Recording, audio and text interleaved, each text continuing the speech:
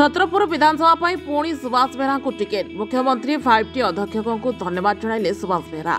विजु जनता दल पक्षर आज विभिन्न विधानसभा पर विभिन्न प्रार्थी नाम घोषणा कर मुख्यमंत्री नवीन पट्टनायक। छत्रपुर विधानसभा पर द्वितीय थर पर सुभाष चंद्र बेहरा को मुख्यमंत्री टिकेट प्रदान कर छत्रपुर विधायक सुभाष चंद्र बेहरा ओडिशार मुख्यमंत्री नवीन पट्टनायक और 5T अध्यक्ष VK पांड्यान को धन्यवाद जणाइछन्ति।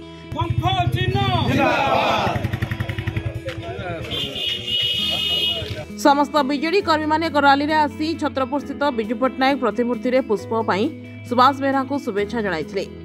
तांको मिठा खुआई बाण फुटाइथिले। कर्मी माने एक होई काम करने को अनुरोध करा जायछि। चलित थर पुणी 30,000 अधिक भोट रे विजयी हेबे बोली आशा रखिछन्ति।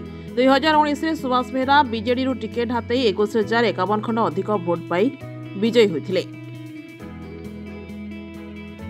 माननीय मुख्यमंत्री तथा ओडिशा राज्य विजु जनता दलर माननीय सभापति श्री नवीन पट्टनायक महोदय को छत्रपुरवासी तरफ अशेष अशेष कृतज्ञता एवं धन्यवाद अर्पण करुच्ची।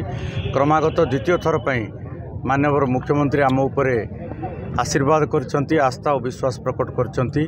मु कृतज्ञता ज्ञापन करुच्ची आमर सम्मानीय 5T अध्यक्ष श्री VK पांड्यान महोदय को, आमर सांगठनिक संपादक सम्मानीय श्री प्रणव प्रकाश दास महोदय को, आमर मान्यवर सांसद तथा पर्यवेक्षक ब्रह्मपुर लोकसभा श्री मानस मंगराज महोदय को, मान्यवर मंत्री तथा गंजाम जिलार पर्यवेक्षक श्री प्रदीप अमात महोदय को मु कृतज्ञता ज्ञापन करुच्ची।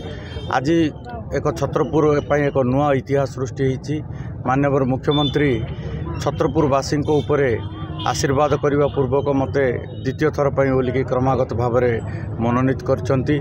मु छत्रपुर निर्वाचन मंडलीर समस्त जनप्रतिनिधि, निर्वाचित प्रतिनिधि, नेतृवृंद, विजु जनता दलर अगणित कर्मीवृंद, गुरुजन, माँ भौणी मानू मु अनेक अनेक धन्यवाद एवं कृतज्ञता ज्ञापन करुच्ची।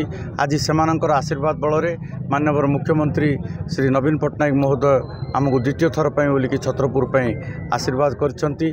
समस्तंकर सहयोग समन्वय आम एक स्वतंत्र रणनीति नहीं कि आम निर्वाचन लड़बू।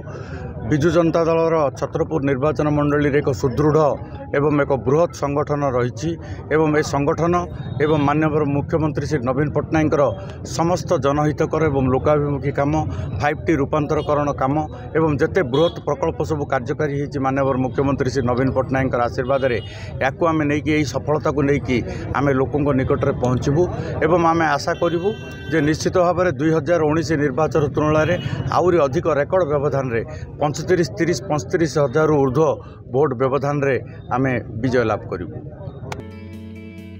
छत्रपुर सरस समल रिपोर्ट IOIA न्यूज।